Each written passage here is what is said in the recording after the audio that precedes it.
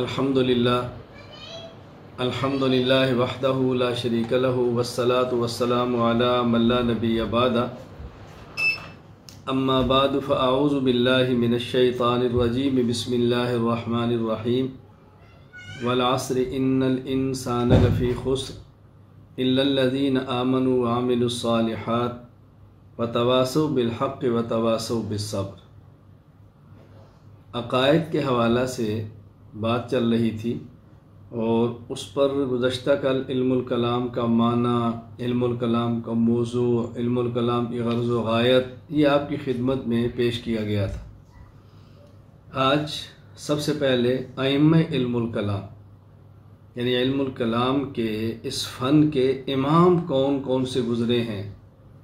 यहाँ अइम्मा से मुराद जिन्होंने मुस्तक़िल इल्मुल कलाम ही पर काम किया है, वरना हज़रत इमाम आज़म अबू हनीफ़ा नुमान बिन साबित रहमहुल्लाह ताला बहुत बड़े इमाम हैं, इल्मुल कलाम के भी इमाम हैं, इल्मुल फ़िक़्ह के भी इमाम हैं और बहुत बड़े मुहद्दिस भी हैं, ला शक और ला रैब।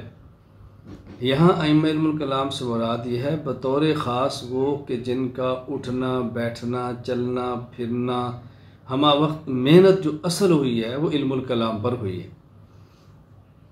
मशहूर इमाम दो हैं।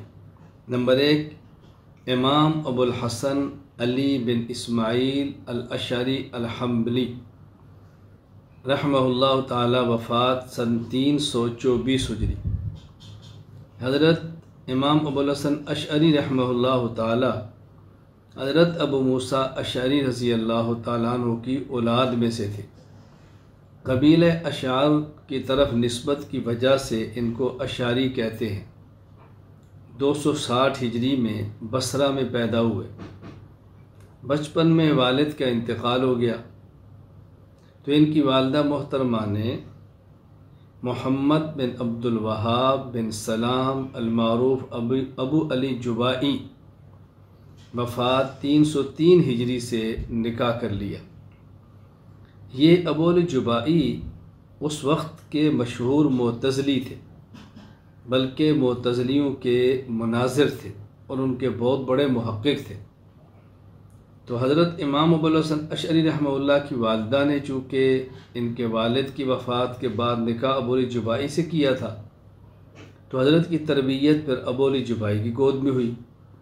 वो चूँकि मुनाज़रे का इमाम था, मुअतज़िलियों के इल्मुल कलाम का इमाम था, तो हज़रत की फिर इल्मुल कलाम पर खूब तवज्जो हुई, इल्मुल कलाम को सीखा।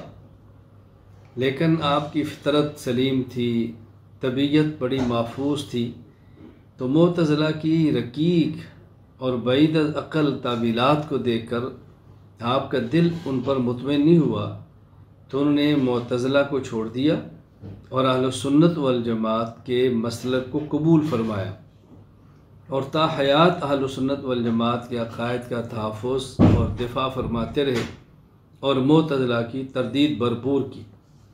हत्ता कि एक वक्त वो भी आया कि जब इमाम अबुल हसन अशअरी रहमहुल्लाह ने ख़ुद अपने सुतीले वालिद मुअतज़िला के उस वक़्त के एक कायद और मुनाज़िर और उनके जय्यद आलिम अबू अली मुअतज़िली से मुनाज़रा किया, यानी जिससे फ़न मुनाज़रा सीखा और जिसके यहाँ इस फ़न में तरबियत हासिल की, गलत समझा तो उससे भी मुनाज़रा किया।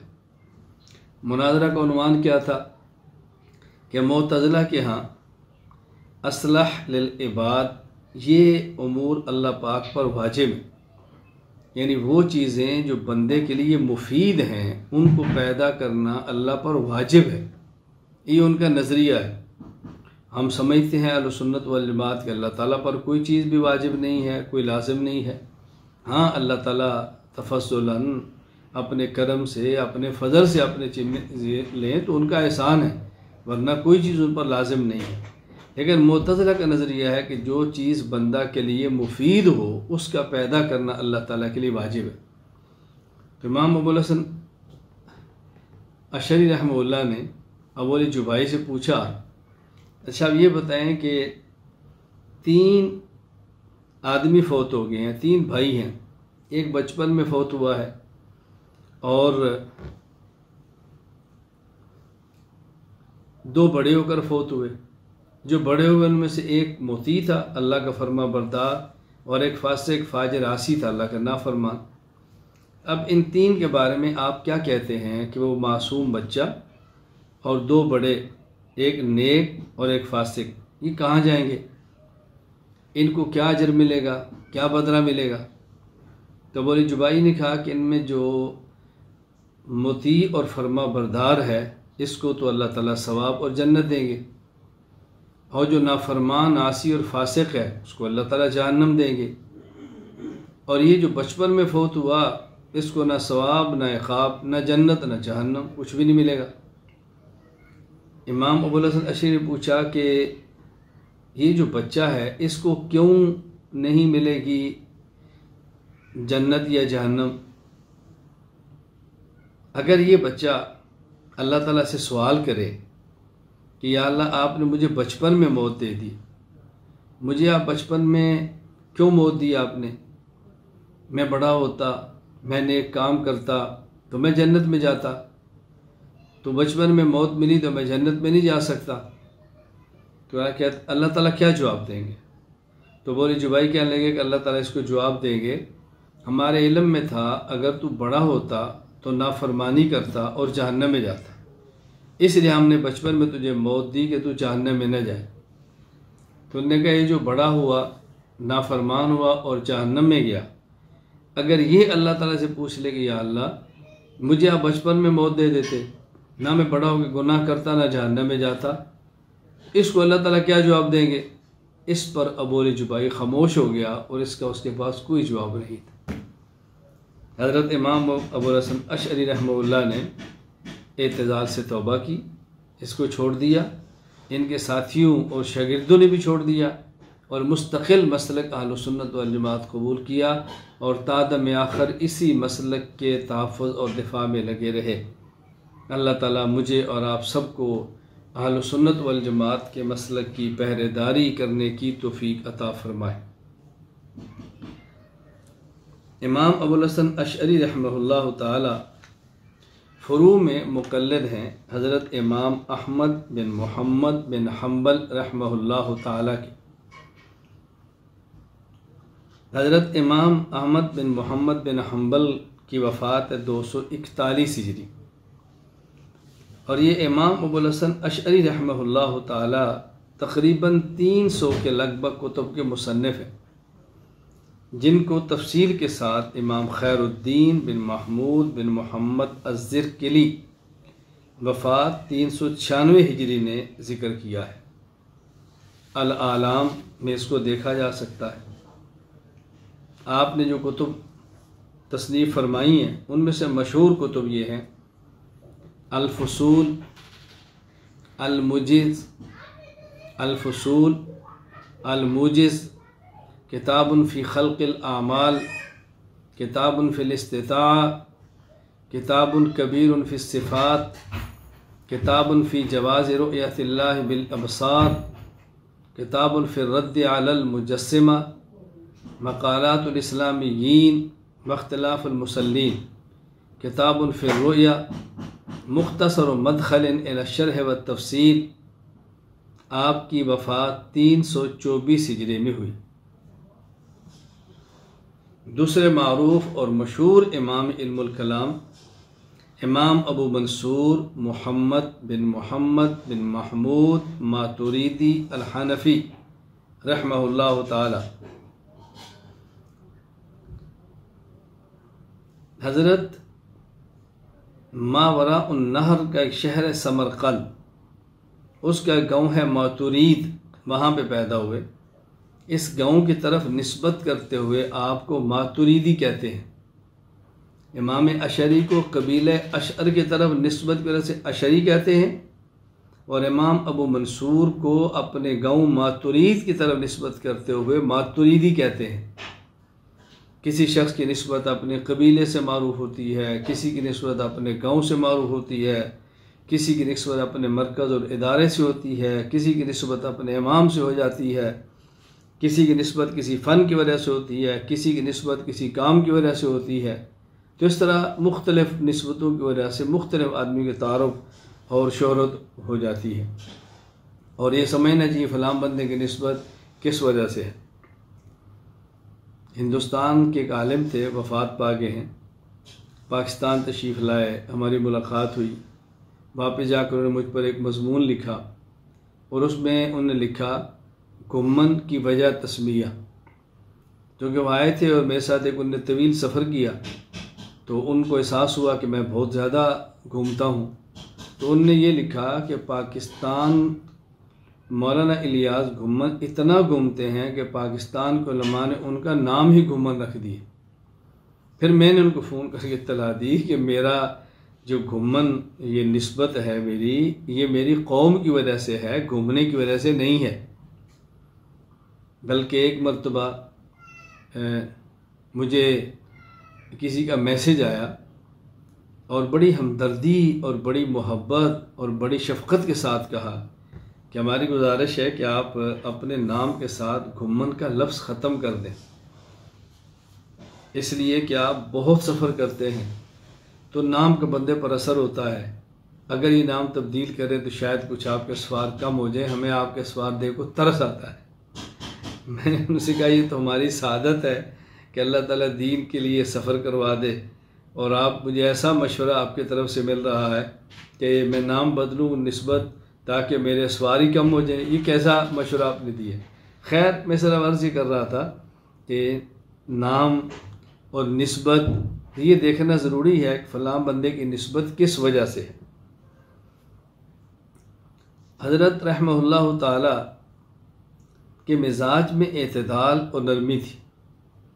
इमाम अबुल हसन अशअरी रहमहुल्लाह के मिजाज में शिद्दत थी। तो उन जिस माहौल में थे, अबुल जुबाई की गोद को देखा, उसका माहौल देखा, मुतज़िला का रद्द देखा, फिर इन्होंने रद्द देखी, तो ज़ाहिर इनकी तबीयत में शिद्दत आनी थी, तो इन्होंने शिद्दत के साथ रद्द फरमाया उसका। इतना शदीद तर्ज़ अमल इख्तियार किया कि इस तर्ज़ अमल का दिफा करना मुश्किल हो जाता था। तो इमाम अबू मंसूर मातुरीदी रहमहुल्लाह ने तरदीद तो फरमाई, लेकिन रास्ता एतदाल का इख्तियार फरमाया। बस इतना सा फ़र्क है, और कोई इनमें अक़ायद का इख्तलाफ या अक़ायद का फ़र्क नहीं है। इमाम अबुल हसन अशअरी इमाम अहमद बिन हम्बल के मुक़ल्लिद हैं, इमाम अबू मंसूर मातुरीदी फ़ुरू में इमाम अबू हनीफ़ा के मुक़ल्लिद हैं। उनके मिजाज में ज़रा शिद्दत और सख्ती थी, इनके मिजाज में उनकी निस्बत नरमी इत्तदाल था, इसलिए ताबीरात में थोड़ा सा इख्तलाफ हुआ है, लेकिन बाकी इनके अक़ायद में कतन इख्तलाफ नहीं था। ताबीर का इख्तलाफ ही हो जाता है, और माहौल के एतबार से ताबीर का इख्तलाफ कर लेना ये कोई हरज की बात भी नहीं है। मुझे इस पे एक वाक़या याद आया। अल्लामा खालिद महमूद रहमहुल्लाह ताला पाकिस्तान के बहुत बड़े आलिम, बहुत बड़े मुनाज़िर थे। हज़रत की जवानी इस काम में गुज़री है, मुझसे बहुत मोहब्बत फरमाते, चूँकि हमने तो उनकी जवानी नहीं बुढ़ापा ही देखा है। एक मतलब मुझे फरमाने लगे बिल्कुल खलवत में, मैं और हज़रत शायद दो होंगे, मुझे नहीं याद को तीसरा बंदा पास होगा, और बहुत से मुझे बातें फरमाई, ऐसे करो ऐसे करो ऐसे करो। हर बात को तो मैं मीडिया पर ला भी नहीं सकता, क्या क्या बातें फरमाएं। तो एक बार मुझे फरमाने लगे कि इंग्लैंड में अहले बिदत ने उलमाए देवबंद के ख़िलाफ़ एक साजिश की, और इंग्लैंड हुकूमत को खतूत लिख के और मुलाकातें करके बावर कराया कि जिनके मराकज़ बन रहे हैं, खानकाहें बन रही हैं और मसाजिद और मदारस बन रही हैं, तो मैं उसको खुली इजाज़त दे रहे हो। ये देवबंद वाले वो हैं कि जिन्होंने बर्र सग़ीर में तुम्हारे ख़िलाफ़ जिहाद किया था, लड़े थे, मुकाबला किया था। अगर ये लोग यहाँ मजबूत हो गए तो यहाँ फिर तुमसे लड़ाई लड़ेंगे, इसलिए इनको ख़त्म करो, इनको मौका न दो पनपने का। फिर फरमाता जब ये प्रोपोगंडा हुआ तो इंग्लैंड हुकूमत ने फिर मदारस और मराकज़ को खतूत लिखे, उसमें एक फार्म लिखा, खतूत यानी फार्म भेजे कि इस फार्म को पुर करके भिजवाया जाए। उनमें एक शिक ये भी थी कि दारुल देवबंद क्यों कायम किया गया, इसके कायम करने की वजह क्या है। अब ज़ाहिर है आम तौर पर हम कायम करने के बजाय जब बयान करते हैं जज्बात और जोशीले अंदाज में, तो आपको पता ही है, उस पर मुझे बताने की ज़रूरत नहीं है। तो हज़रत फरमान लगे कि मुझसे वहाँ के अहले तबलीग ने रब्ता किया और हज़रत उस वक्त पाकिस्तान थे कि मौलाना ये फार्म आया है, ये पुर करना है, तो बाकी सवाल तो हम कर लें कि इसका जवाब क्या लिखें। अब ज़ाहिर अगर इसका जवाब ये लिखें कि शामली का मैदान सजा, उसमें वक्ती शिकस्त हुई, तो हज़रत ननोतवी रहमतुल्लाह ने अपने दीगर हज़रात से मुशावरत करके दायरा कायम किया और इसका मकसद ये था कि अफराद तैयार किए जाएँ पूरी दुनिया में और एक कुफर के ख़िलाफ़ जंग हो, जो मतलब जिस तरह बयान किया जाता है। फरमाते हैं अगर ऐसी बात की जाती तो ज़ाहिर है तो पहले ही प्रोपेगेंडा ये किया गया था ताकि इनके ख़िलाफ़ कदगन लगे और मसाइल पैदा हों। तो फरमाते हैं मैंने कहा कि तुम इसका जवाब ये दो कि चूँकि हिंदुस्तान में हालात ऐसे पैदा हो गए थे कि लड़ाई बहुत ज़्यादा शुरू हो गई, जंग शुरू हो गई, अतराफ़ से अफराद बहुत ज़्यादा मारे जाने लगे, बिल आखिर एक वक्त तक शामली के मैदान लगा, वहाँ भी बहुत सारी जानें जो है वो चली गई। तो फिर हज़रत ननूतवी रहमतुल्लाह और दीगर अकाबरीन देवबंद ने मशवरा बैठ के किया कि अब क्या करें। तो उन मशवरे में ये तय हुआ एक मदरसा बना दिया जाए ताकि लोग पढ़ना शुरू करें और लड़ना छोड़ें, लड़ाई की बजाय पढ़ाई पे तवज्जो थे। तो फिर मैंने ये जवाब लिखाया। अब इसका असल मकसद क्या है, वक्ती तौर पे लड़ना छोड़ दें, पढ़ाई शुरू कर दें। अगर ये लड़ाई जारी रही तो हम ख़त्म हो जाएंगे, तो लड़ाई छोड़ें यानी वक्ती तौर पे छोड़ें। अब बात समझ आ गई, ये नहीं कि मुस्तकिल, वक्ती तौर पे छोड़ दें और पढ़ाई को इख्तियार करें ताकि अफराद की खेप तैयार हो। तो आज उस ताल्लुक़ देवबंद से पूरी दुनिया में तहरीकात जो हकीकी अहले सुन्नत की तहरीकात हैं और मोतदिल हैं और सही दीन के लिए काम कर रही हैं, बिहम्दिल्लाह ताला वहाँ से निकली। अब देखो ना ताबीर कितनी अजीब इख्तियार की है, इसलिए ताबीर का इख्तियार करना बहुत अहम है। और मैं अपने तखस्सुस करने वाले अहबाब को बतौर ख़ास कहता हूँ कि बात कहना सीखो, ताबीर इख्तियार करनी सीखो, किस मौके पर क्या बात कहनी है, ज़रा इस बात को करना सीखो। ये बेहद ज़रूरी है, ये बेहद ज़रूरी है, इसलिए ताबीर जो है ना करनी सीखो। तो ताबीर बड़ी अहम चीज़ होती है। पाकिस्तान के एक बहुत बड़े आलिम थे, दुनिया से रुखसत हो गए, मुफ्ती महमूद रहमतुल्लाह ताला। तो उनका एक वाक़या है कि वो एक बहुत बड़े जलसे में थे, तो किसी आदमी ने स्टेज के करीब खुसर पुसर की, जिससे जलसा ख़राब होता है। तो उन्होंने ज़ोर से फरमाया कि बकवास बंद करो। अब ज़ाहिर खामोशी होगी, हज़रत के मिजाज में लहजा नहीं था। तो अगले दिन किसी ने सवाल किया कि हज़रत आपका ये लहजा नहीं, नरम मिजाज है, तो आपने क्या फरमाया? तो उन्होंने फरमाया मैंने क्या कहा? उन्होंने कहा जी आपने कहा बकवास बंद करो। तो उन्होंने फरमाया अच्छा आप बताओ कि बकवास को जारी रहना चाहिए कि बंद होना चाहिए? कहा जी बंद होना चाहिए। फरमाया यही बात मैंने की है, तो इसमें क्या सख्त बात मैंने की है? अब देखो कितनी सख्त बात थी, लेकिन किस अंदाज में उसको कवर कर लिया। तो खैर एक मुस्तकिल उन्वान है, मैं बहुत सारी मिसालें इस पर देकर आपको बात समझा सकता हूँ। जब तरबीती गुफ्तगू हमारी काम के हवाले से, एक इलाके में काम कैसे करना है, तो ये बातें फिर उस मौके पर आती हैं। और मेरे यहाँ तखस्सुस करने वाले उलमा अच्छी तरह जानते हैं कि मैं इसबाक के दौरान ऐसी बातें बहुत कहता हूँ कि जिससे काम का सलीका है, अपनी मस्जिद में, अपने मदरसे में, अपने महल्ले में, और तरीका है कि हमने काम कैसे करना है, बात कैसे कहनी है। मैंने पहले भी आपसे कहा था, आज फिर कहता हूँ कि मेरे वो शख्स तखस्सुस करे और इल्मी एतबार से कमज़ोर भी है, मेरे मिजाज को समझ जाए, मैं समझता हूँ मुतखस्सिस है। और अगर किसी में इल्मी लियाकत बहुत और हमारे मिजाज को न समझते, मैं समझता हूँ हमारा मुतखस्सिस नहीं है। क्योंकि फ़ारसी का एक जुमला है, यकमन इल्म रा दमन अक़ल बायत, एक छटाक इल्म के लिए 10 छटाक अक़ल चाहिए। ये मन उर्दू वाला नहीं जो 40 किलो का होता है, फ़ारसी वाला है। तो एक छटाक इल्म के लिए 10 छटाक अक़ल चाहिए। तो जब इल्म एक छटाक भी ना हो, अब बताओ, नहीं इल्म एक छटाक को 10 छटाक अक़ल चाहिए। और अगर किसी शख्स के अक़ल का नामो निशान ना हो, इल्म उसको 2 छटाक में मिल जाए, तो क्या होगा? तबाही बर्बादी तो होगी ना। इसलिए इल्म के इस्तेमाल के लिए अक़ल का इस्तेमाल करना बहुत ज़रूरी है, फिर सही जगह पर जाके इल्म फ़ायदा देता है। खैर हज़रत इमाम अबू मंसूर मातुरीदी रहमतुल्लाह ने ये रास्ता एतदाल का इख्तियार फरमाया। बिहम्दिल्लाह ताला हमारा रास्ता भी एतदाल का है, बहुत नरमी का है, शिद्दत और सख्ती का नहीं है। कि बात अच्छी तरह से नशीन फरमा लें। मैं दो चार लफ्ज़ इस्तेमाल करते इसको अच्छी तरह समझें। देखिए, हम मुतसल्लिब हैं, मुतआस्सिब नहीं। मुतसल्लिब का माना अपने मौक़िफ़ पे पुख्ता, मुतआस्सिब का माना ज़िद्दी, हठ दरम। हम अपने मौक़िफ़ पर पुख्ता हैं, ज़िद्दी और हठ दरम नहीं। हम मुतसद्दिद हैं, मुतशद्दिद नहीं। तसद्दुद का माना मजबूत और तशद्दुद का माना सख्त। रेशम का रस्सा ये मजबूत होता है, सख्त नहीं होता। लोहे का जंजीर ये सख्त होता है, उसके मुकाबले में मजबूत नहीं होता। तो हम मुतसद्दिद रेशम का रस्सा है, नरम हैं लेकिन मजबूत हैं। हम लोहे का जंजीर नहीं, ये जो सख्त होता है लेकिन मजबूत नहीं होता। हम मुतसद्दिद हैं, मुतशद्दिद नहीं। अच्छी तरह बाज़े नशीन फरमा लो, इन बातों को समझना है। अल्लाह हमें ये बातें समझने की तौफीक अता फरमाए। हम अपने अकाबिर की पगड़ियों का तहफ़्फ़ुज़ करते हैं, दूसरों के अकाबिर की पगड़ियों को उछालते नहीं। अपने अकाबिर की पगड़ियों का तहफ़्फ़ुज़ करना ये गैरत है, और दूसरों के अकाबिर की पगड़ियों को उछालना ये शरारत है। हम गैरत वाले हैं, हम शरारत वाले नहीं हैं। गैरत अलग चीज़ होती है, शरारत अलग चीज़ होती है।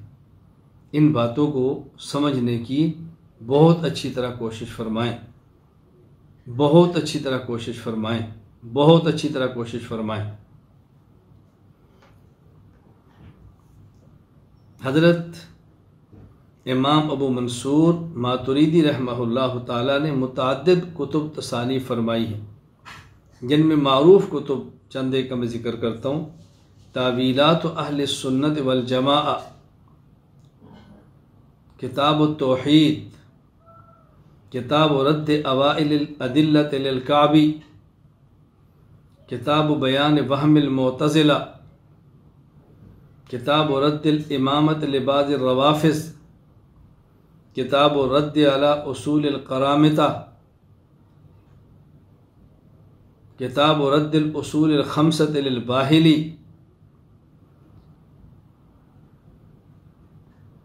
किताबुल जदल, किताब रद्द तहज़ीबिल जदल के ये कुतुब, ये चंद कुतुब मैंने आपके सामने ज़िक्र की। आप मुहद्दिस ज़माना इमाम अबू जाफ़र तहावी रहमहुल्लाह ताला क्या मसर है। हज़रत इमाम तहावी रहमहुल्लाह की वफ़ात 321 हिजरी में है, और आपकी वफ़ात सन 333 हिजरी के अंदर है।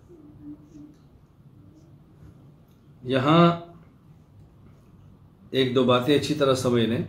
नंबर 1, आइम्मा अरबा इमाम आज़म अबू हनीफ़ा नुमान बिन साबित, इमाम दारुल हिजरा इमाम मालिक बिन अनस, इमाम मोहम्मद बिन इदरीस अश-शाफ़ई, इमाम अहमद बिन मोहम्मद बिन हम्बल, आइम्मा अरबा, इमाम अबुल हसन अशारी, इमाम अबू मंसूर मातुरीदी। तो हनफिया, मालिकिया, शाफ़िया और हनाबिला, अशारिया और मातुरीदिया, इनका आपस में अक़ायद पर इत्तिफ़ाक़ है। इनका अक़ायद में कोई इख्तलाफ नहीं, क्योंकि अक़ायद में इख्तलाफ दो तरह का होता है। अक़ायद का एक इख्तलाफ वो होता है कि जो इंसान को इस्लाम से निकाल देता है। अक़ायद का दूसरा इख्तलाफ वो होता है जो इंसान को अहल सुन्नत से निकाल देता है। तो जब ये सब मुसलमान भी हैं, अहल सुन्नत वल जमात भी हैं, तो फिर इनका इख्तलाफ अक़ायद का तो ना हुआ ना। इसलिए इन हज़रात के इख्तलाफ अक़ायद का नहीं है। हाँ, इनका जो आपस में इख्तलाफ हुआ है अशअरिया और मातुरिदिया का ये लफ्ज़ी इख्तलाफ है, ताबीरात के इख्तलाफ है, निज़ाए लफ्ज़ी है, निज़ाए हकीकी नहीं। और इनका बाहमी इख्तलाफ भी ज़्यादा से ज़्यादा कोई 32-35 के लगभग मसाइल नज़रियात हैं जिनमें इख्तलाफ है, इससे ज़्यादा इख्तलाफ भी नहीं। और ये भी निज़ाए लफ्ज़ी है, निज़ाए हकीकी नहीं, ताबीरात के इख्तलाफ है, हक़ाइक़ का इख्तलाफ नहीं है। ये निज़ाए हकीकी और निज़ाए लफ्ज़ी क्या होता है? निज़ाए हकीकी हक़ाइक़ और नज़रियात और अक़ायद का इख्तलाफ, ये निज़ाए हकीकी है। जैसे अहले हक़ का अक़ीदा है कि क़ब्र में मुसलमान को सवाब और काफिर को अज़ाब ये मिलेगा, और जो लोग इसका इनकार करते हैं कि क़ब्र में न मुसलमान को सवाब न काफिर को अज़ाब है, तो ये हकीकी इख्तलाफ है, ये हकीकी इख्तलाफ है।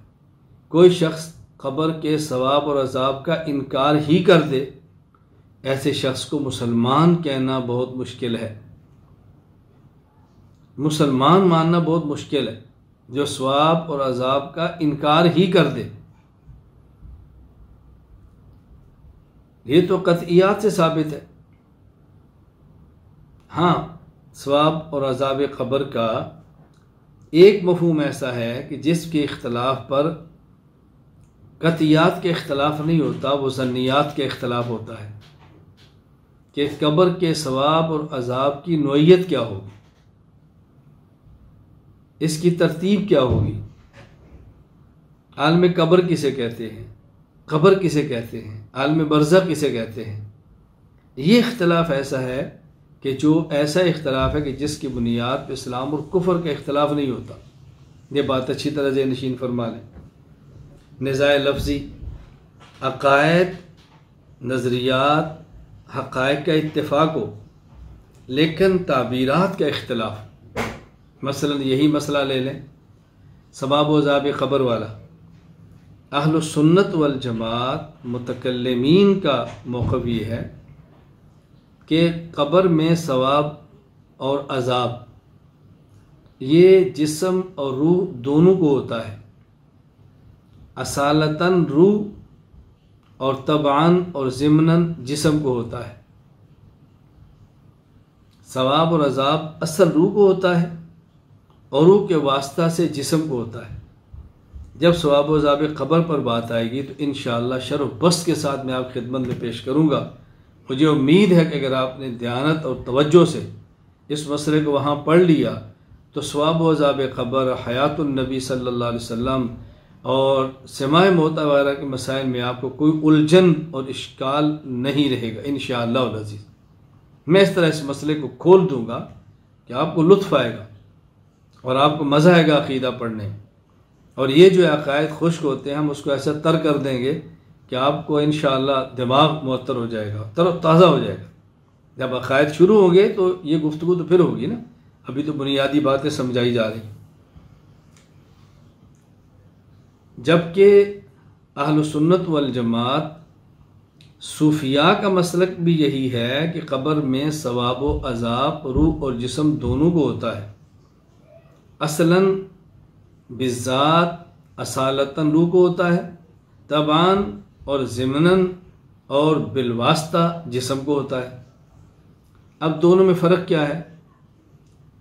मुतकल्लिमीन अहलुस सुन्नत वल जमात भी रूह और जिस्म दोनों के सवाब व अज़ाब के कायल हैं,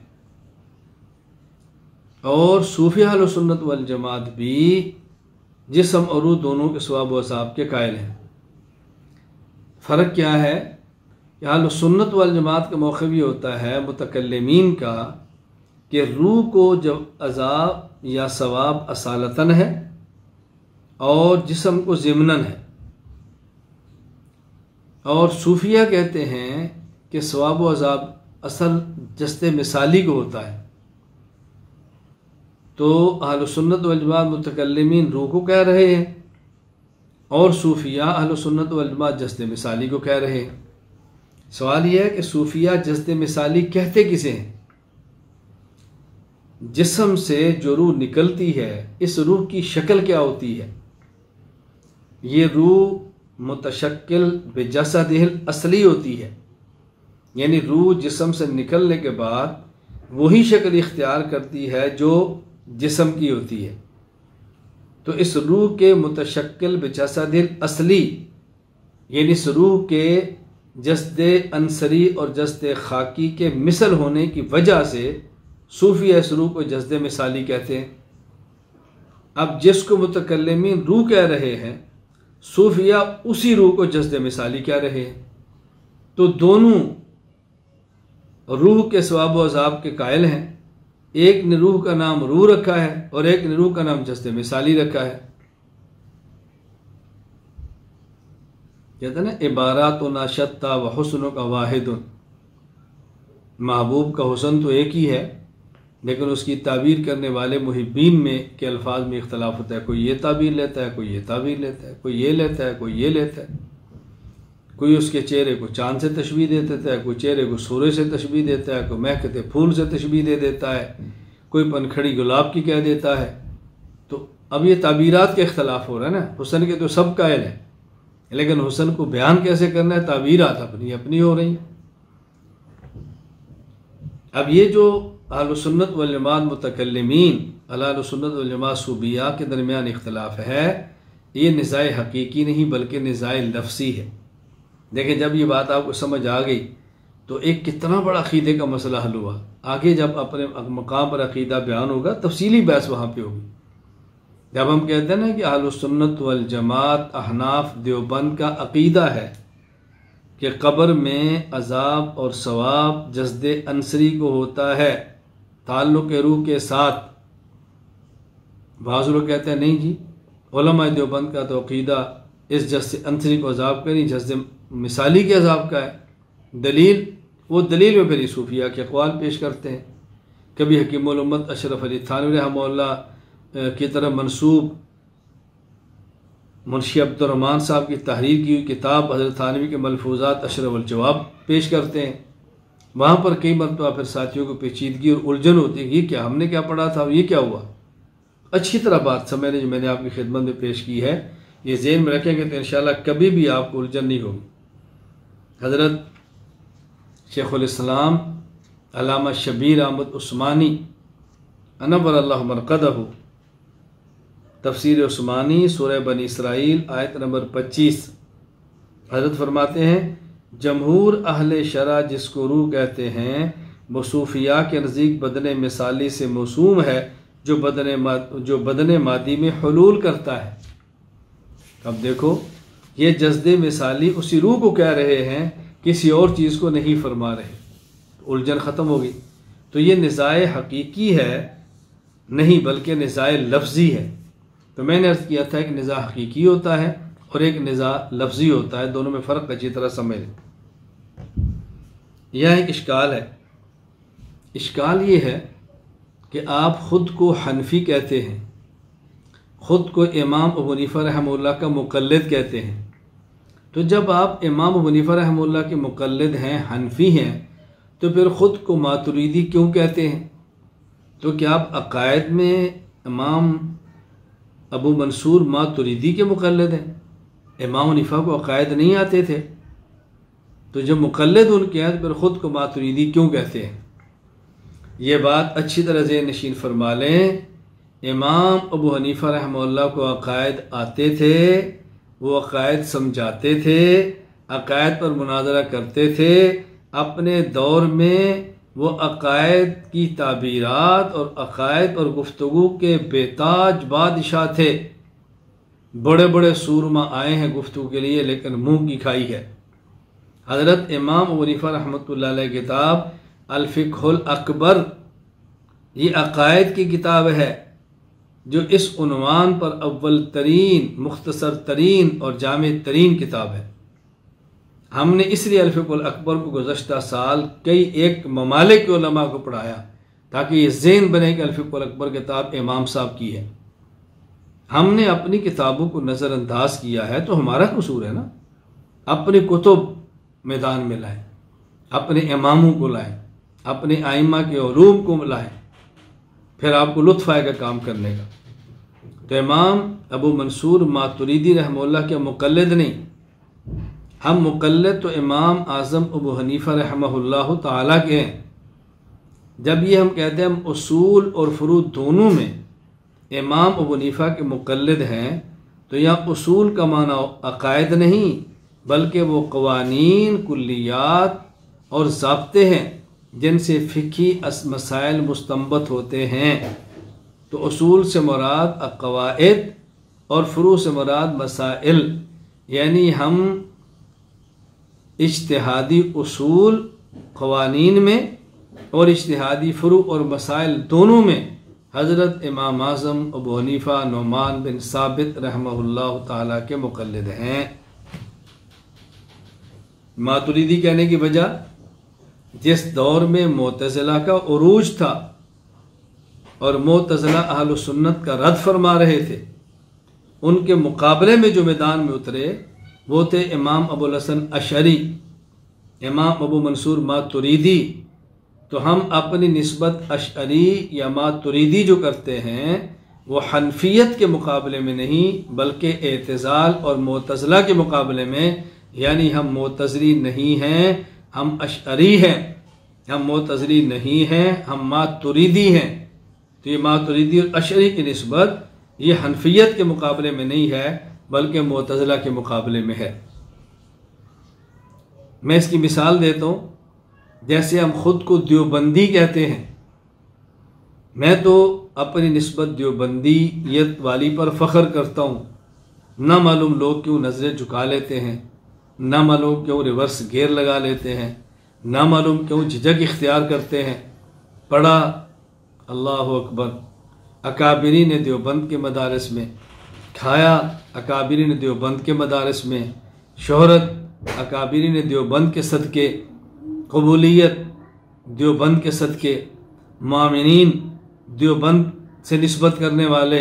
और जब थोड़ी सी तरक्की मिली, थोड़ा सा उरूज मिला, थोड़ी सी शोहरत मिली, तो फ़ौरन रिवर्स गियर लग गए, देवबंदियत क्या होती है, हम तो मुसलमान हैं।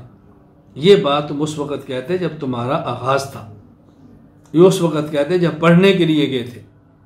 और ये जो इत्तेदाल के दावे करने वाले हैं ना कि हम तो ख़ुद को देवबंदी नहीं कहते, इन्हीं को फिर अपने मदारिस में रवाफ़िज़ को भी दाखिला दें, गैर मुक़ल्लिद को भी दाखिला दें, अहले बिदअत को भी दाखिला दें, ताकि हमें पता चले कि आप बहुत मुतदिल हैं। जब आपके जलसे का स्टेज लगे तो आप सबको बुलाएं ताकि पता चले कि आप बहुत मुतदिल हैं। ये सिर्फ झूठी हमदर्दियाँ लेने के लिए ऐसी बातें कह दी जाती हैं। बहरहाल बिहम्दिल्लाह ताला मुझे अहल सुन्नत वल जमात हनफी देवबंदी होने पर फ़ख्र है। हमें कौन सी वो इल्मी और रूहानी नेमत है जो काबिरीन देवबंद के सदक़े नहीं मिली। आज़ादी इनकी वजह से, इज़्ज़त इनकी वजह से, इल्म इनकी वजह से, तक़वा इनकी वजह से, शोहरत इनकी वजह से, हर चीज़ इनकी वजह से अल्लाह ने अता फरमाई। अल्लाह हमें ये कदर करने की तौफ़ीक अता फरमाए। अब हम ख़ुद को देवबंदी कहते हैं, तो कभी लोग एतराज़ कि तुम तो हनफी हो, देवबंदी क्यों कहते हो? कोई कि तुम हनफी हो तो मातुरीदी अशरी क्यों कहते हो? अब एतराज़ खुद देवबंदी हो, हनफी हो तो देवबंदी क्यों कहलवाते हो?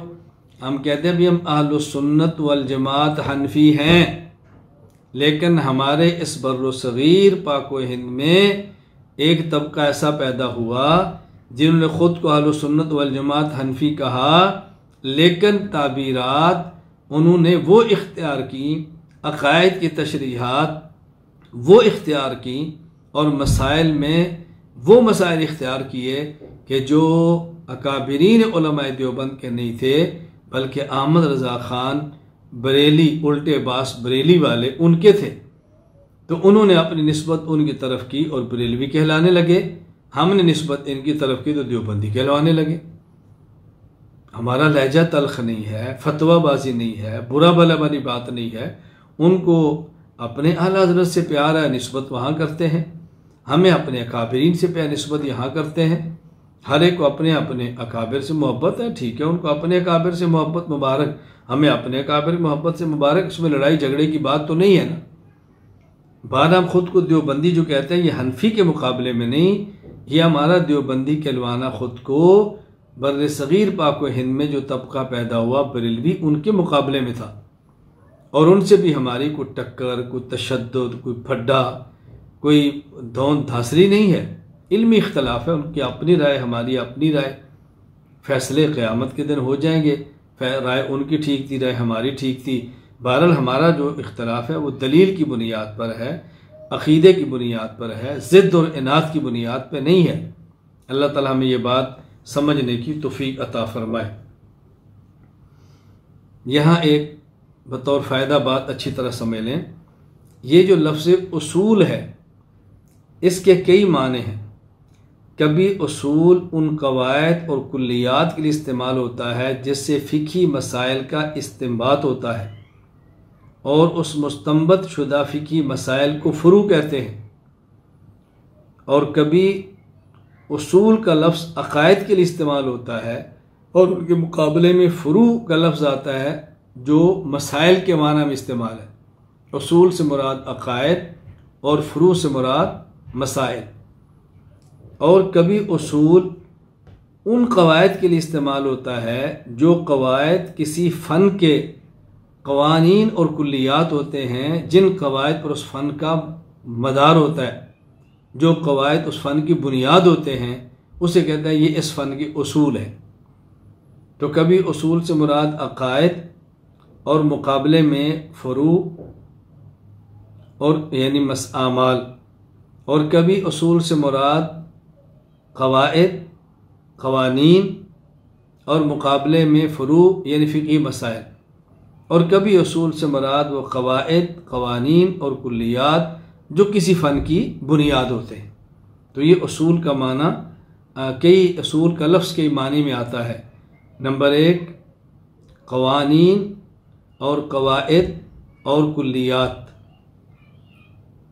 जिनसे फ़िक़ही मसाइल का इस्तिंबात हो, और उसके मद्दे मुकाबिल फ़ुरू यानी फ़िक़ही मसाइल। नंबर 2 उसूल का माना अक़ायद और उसके मद्दे मुकाबिल फ़ुरू यानी मसाइल आमाल।